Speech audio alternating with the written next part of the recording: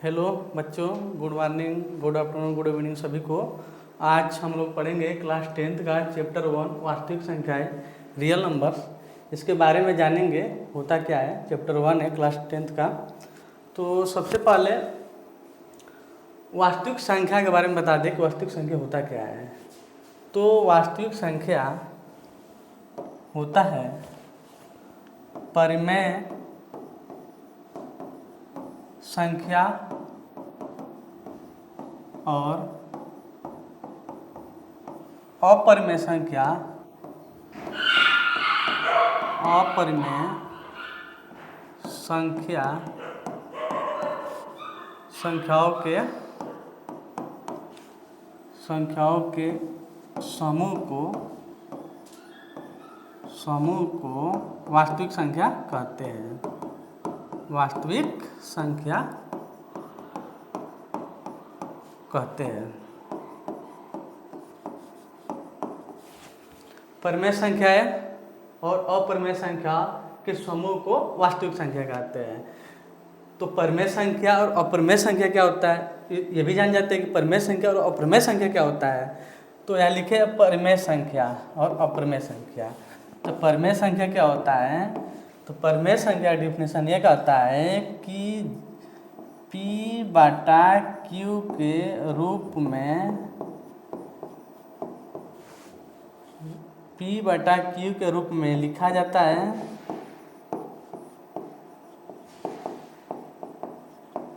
संख्या को, और जो Q होता है डज नॉट इक्वल टू 0 होता है। यानी कि जो Q यानी हर है, नीचे वाला हर, वो 0 के बराबर नहीं होगा। ठीक है, जैसे इसका उदाहरण बता दें आप लोग को। उदाहरण इसका हो जाएगा परिमेय संख्या में, जैसे P/Q बोले हैं तो P/Q यानी कि इसको हम लिख सकते हैं 2/3। ये क्या है, परिमेय संख्या हुआ।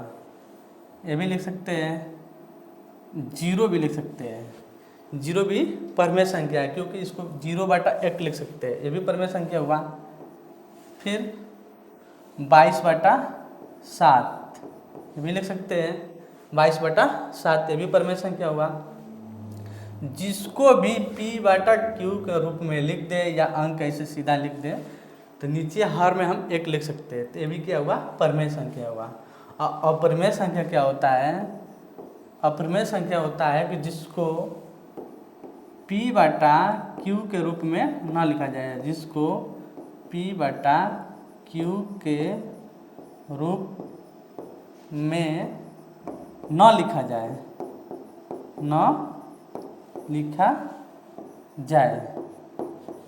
P/Q के रूप में न लिखा जाए। तो इसका उदाहरण क्या हो जाएगा, इसका उदाहरण हो जाएगा, उदाहरण में एग्जाम्पल में इसका हो जाएगा। उदाहरण में जैसे हम लिख सकते हैं √2, √3, ठीक है। फिर लिख सकते हैं पाई, फिर लिख सकते हैं, ये सब क्या है, अपरिमेय संख्या है। यानी कि P/Q के रूप में ना, इसको हम बोल सकते हैं कि इसको हम रूट में लिख सकते हैं। जो वैल्यू रूट में लिखते हैं उसको अपरिमेय संख्या कहते हैं। तो क्या ये भी कह सकते हैं कि √4 सर अपरिमेय संख्या है? नहीं, ये अपरिमेय संख्या नहीं होगी क्योंकि √4 का स्क्वायर रूट निकालेंगे बाहर तो ये 2 आ जाएगा। इसलिए जब बाहर 2 आ गया तो ये तो परिमेय संख्या हो गया ना, ये क्या हो गया, परिमेय संख्या। तो इसलिए बोलेंगे कि जिसका स्क्वायर रूट निकल जाएगा तो वो क्या होता है कि ये अपरिमेय संख्या ना होगा, परिमेय संख्या होती है। हमें रूट में जो मान अंदर लिखे उसका स्क्वायर रूट ना निकलना चाहिए।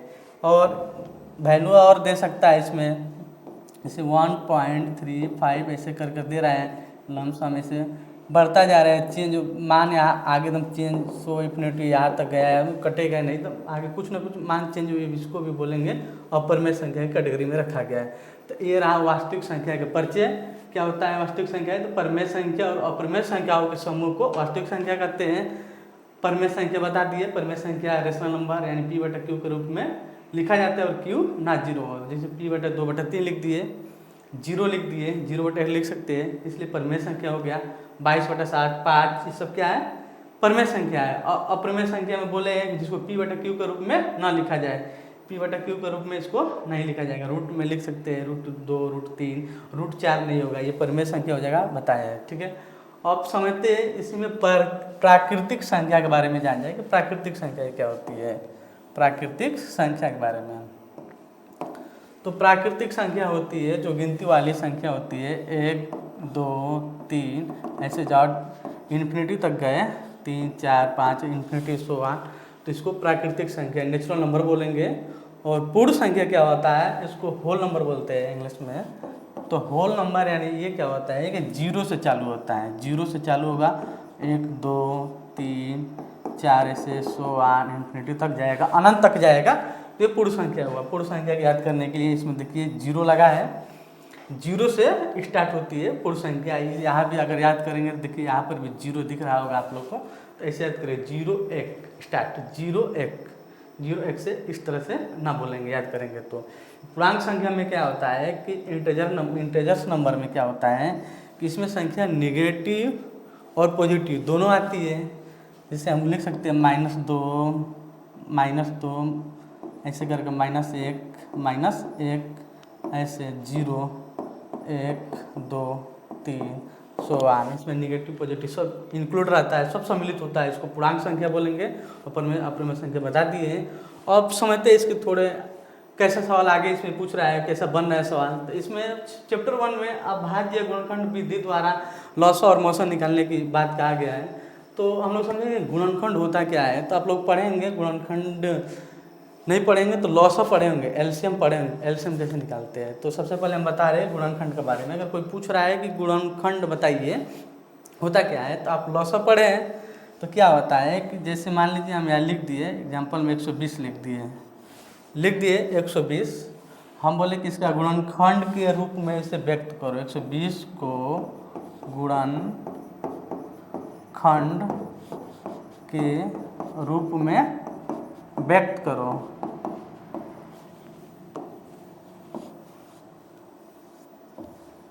रूप में व्यक्त करो, गुणनखंड के रूप में व्यक्त करो। तो कैसे करेंगे? सिंपल है, हमको सब पता है कि एलसीएम, सबको पता होगा कि एलसीएम कैसे निकालते हैं। जो संख्या एलसीएम, जैसे मान लीजिए इसका एलसीएम निकाले, थोड़ा सा कलर चेंज करते हैं, ठीक है। एलसीएम निकाले 60, 2 से घटाने पर 2 से घटाने पर 30 आया, और ये घटाने 2 से 15, 3 से 5 और ये 5, ठीक है। एलसीएम बोलेंगे तो आप लोग करेंगे क्या, इस संख्याओं का जो अभाज्य संख्या 2, 3, 5 आया है, इन सबका आप लोग गुणा करेंगे। जैसे 2, 2, 2, 3, 5 गुणा करेंगे तो एलसीएम आएगा 2 दूनी 4 दूनी 8 3 24 5 120, एलसीएम आ गया 120। अब बोलेगा गुणनखंड के रूप में व्यक्त कीजिए, तो हम लोग यही लिख देंगे 120 बराबर 2 × 2 × 2 3 × 5, ये हो गया गुणनखंड के रूप में व्यक्त करना। तो इसी विधि से हमको एलसीएम और एचसीएफ निकालना है, यानी कि मौसा और लॉसा निकालना है। तो यही सब जानेंगे कैसे निकलेगा, ठीक है। समझिए, एचसीएफ मतलब होता है मौसा होता है, मौसा यानी कि बोल सकते हैं हाईएस्ट कॉमन फैक्टर होता है, हम हाईएस्ट कॉमन फैक्टर इसका बोलेंगे। और एलसीएम में जो है, एलसीएम इसको हम लोग बोलेंगे लोवेस्ट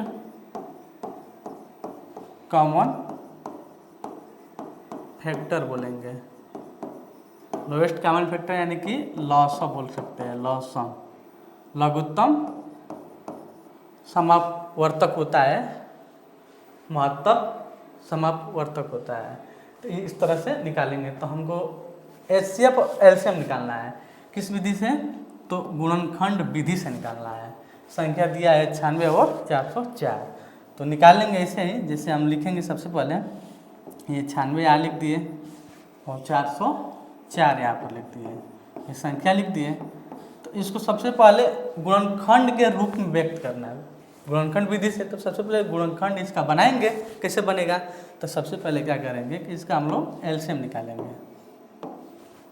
96 का एलसीएम निकालिए, यहाँ पर 96 के निकालेंगे 2 से 48, 2 से 24, 2 से 12, 2 से 6, 2 से 3, 2 से नहीं 3 से कटेगा, कितना हुआ। तो जो ये संख्या है, अभाज्य संख्या है, उसको यहाँ लिख लेंगे गुणनखंड के रूप में। तो 2 गुणे कितने बार है, 4, 5 बार है, 5 बार लिख लेंगे। 2, 3, 4 और 5 गुणे 3, इंटू 3 कर दिए, ठीक है। 4, 5, ठीक है। फिर ये 404 का भी ऐसे ही निकालेंगे, 404 का 404 का हम यहाँ निकाल लेते हैं। 404 का 404 का तो ये कटाएंगे 2 से, 202 आएगा। फिर कटाएंगे 2 से तो 101 आएगा। अब 101 कितने से कटेगा, तो 101 कटेगा 121 से कटेगा, तो इसको लिख देंगे 101। इस तरह से कट गया, कट गया। एक बार में कटेगा तो 1 लिखेंगे ना, 1 लिखेंगे, एक बार में कट गया। इसको भी व्यक्त कर देंगे आप गुणनखंड के रूप में। तो लिखेंगे 2 गुणे 2 गुणे 101 हो गया। अब हमें निकालना है एचसीएफ और एलसीएम। ये तो गुणनखंड के रूप में व्यक्त कर दीजिए। तो कैसे निकलेगा एचसीएफ और एलसीएम, तो एचसीएफ जो निकालेंगे, एचसीएफ के बारे में समझते हैं थोड़ा, और एलसीएम के बारे में समझ जाते हैं कैसे निकलेगा। देखिए एचसीएफ में क्या होता है, 900, 900, ठीक है। एचसीएफ में क्या होता है कि जो गुणनखंड के रूप में संख्याएं लिखे हैं, दोनों में देखना है, सिंगल में, दोनों में। तो क्या होता है कि जो कॉमन संख्याएं होती है, कॉमन संख्या लिखेंगे आप, कॉमन संख्या 900 कहलाती है। 900 कॉमन संख्या का गुणनफल बोल सकते हैं, कॉमन संख्याओं का 900 ऐसे लिख सकते हैं। कॉमन संख्याओं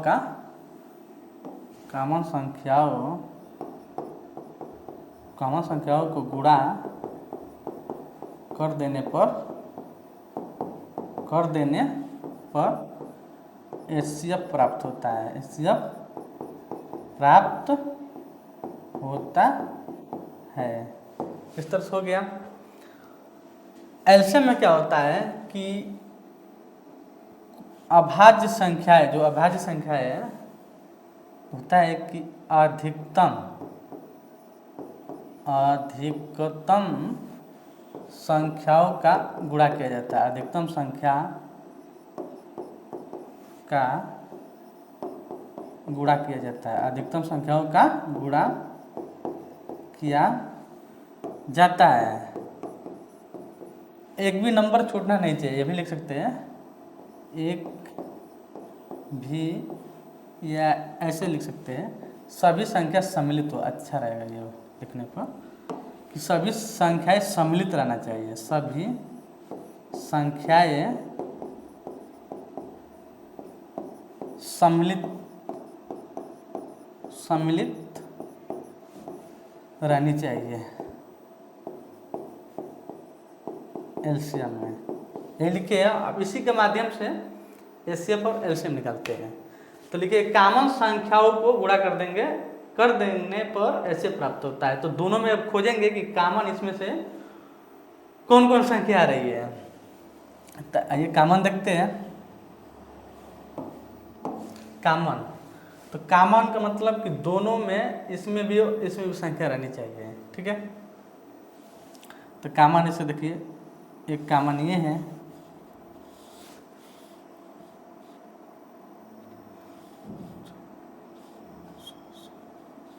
ठीक है, एक कॉमन ये है, एक कॉमन ये है, एक कॉमन ये, एक कॉमन ये। अब ये कॉमन 101 नहीं है ना, 2 है, तो कॉमन हमें मिला एक ये 2, एक ये 2। तो अब इसको हम लोग लिखेंगे यहाँ पर HCF के रूप में। यहाँ अगर HCF निकालना हो तो यहाँ डायरेक्ट लिख देंगे HCF बराबर, लिख देंगे HCF बराबर कितना है, कॉमन है 2 2, तो एक बार बस लिखना है, एक कॉमन को एक बार लिखना है और दूसरे कॉमन को एक बार लिखना है। लिख देने पर 4 आ जाएगा। तो एलसीएम कितना आ गया, 4 आ गया। तो ये आंसर 4 हो गया HCF। और एलसीएम में क्या करेंगे,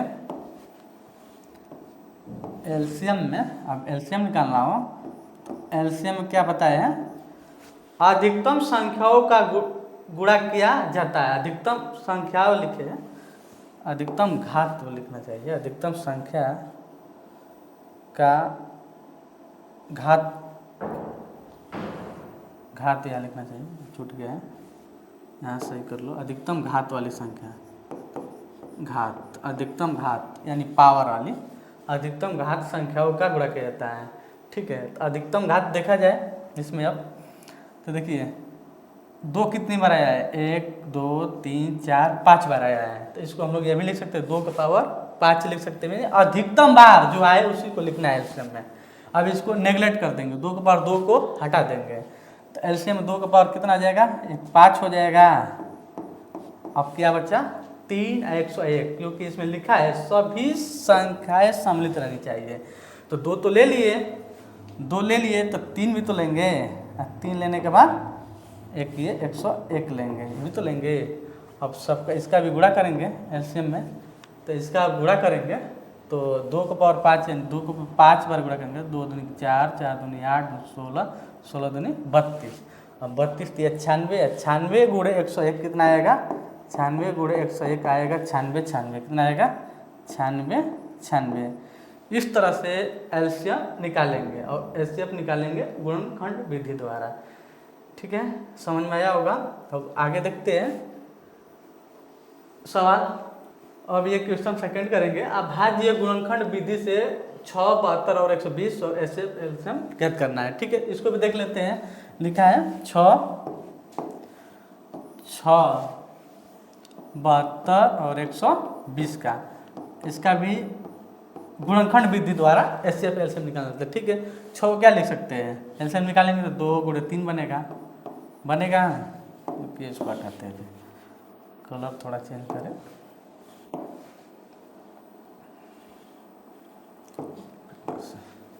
लिख सकते हैं 2 गुणे 3। 72 क्या लिखेंगे, तो वही एलसीएम निकालना है, लॉसअ इस तरह से निकाल कर 2 से 36, 2 से 18, 2 से 9, 3 से 3, 3 से कट जाएगा। तो जो संख्या ये आया भाज्य संख्या, इसी को आप व्यक्त कर देंगे गुणा के रूप में, तो ये गुणनखंड के रूप में हो जाएगा। 2 कितनी बार आया है, 1 2 3 बार लिख देंगे, 3 बार, फिर 3 है, ये 3 है, लिख दिए। फिर इसी तरफ 120 का निकालेंगे, 120 का ये निकाल देते हैं। 120 का निकालेंगे तो ये भी कटेगा, 2 से 60, 2 से कटाने पर 30, 2 से 15, 3 से, फिर 5 से कटाने पर कितना आएगा, इसको भी लिख देंगे यहाँ पर 2 गुणे 2 गुणे 2 गुणे 3 गुणे 5 हो गया।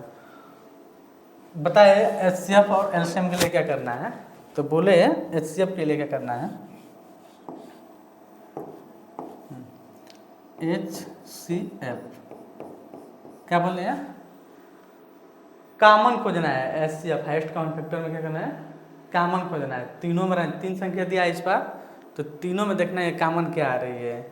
तो तीनों में देखेंगे तो देखिए यहाँ पर 1 2 दिख रही है और 3 देखा जाए तो 3 एक यहाँ पर भी है, यहाँ पर है और फिर एक यहाँ पर है, तीनों में आ गई। तो एचसीएफ क्या आ जाएगा, 2 गुणे 3 यानी 6 आ गया। एलसीएम में क्या बोले हैं, लॉसम में क्या बोले हैं, कि सभी संख्या आनी चाहिए और अधिकतम घात वाली संख्या को लिखना है।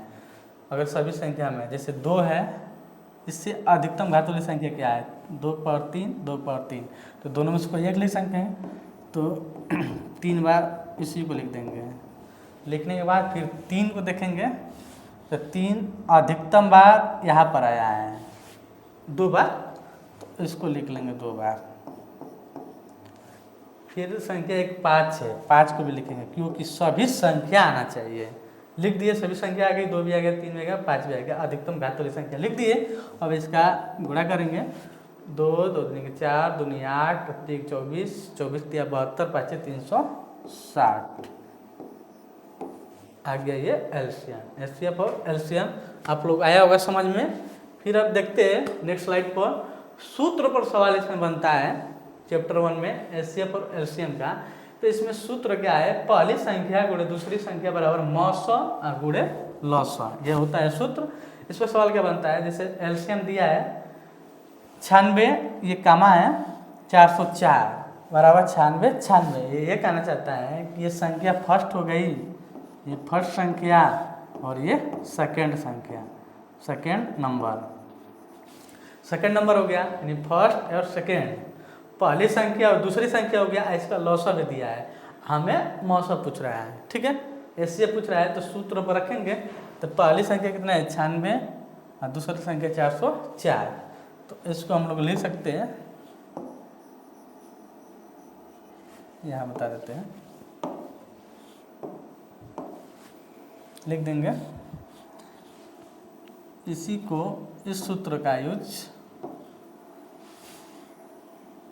यहाँ कर रहे हैं।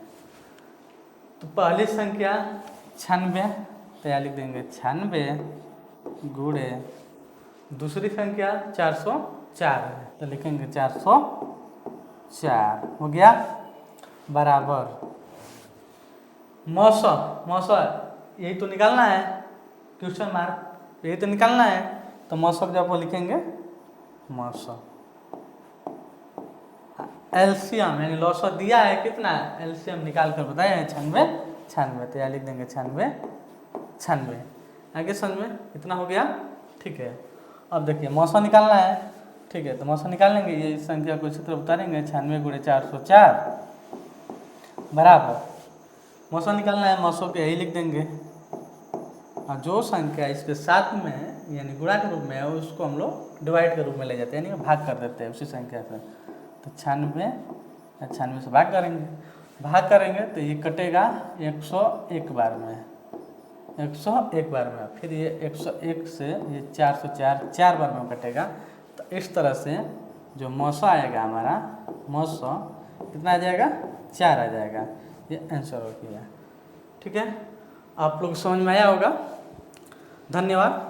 आया होगा तो वीडियो लाइक और शेयर कर दीजिएगा, थैंक यू।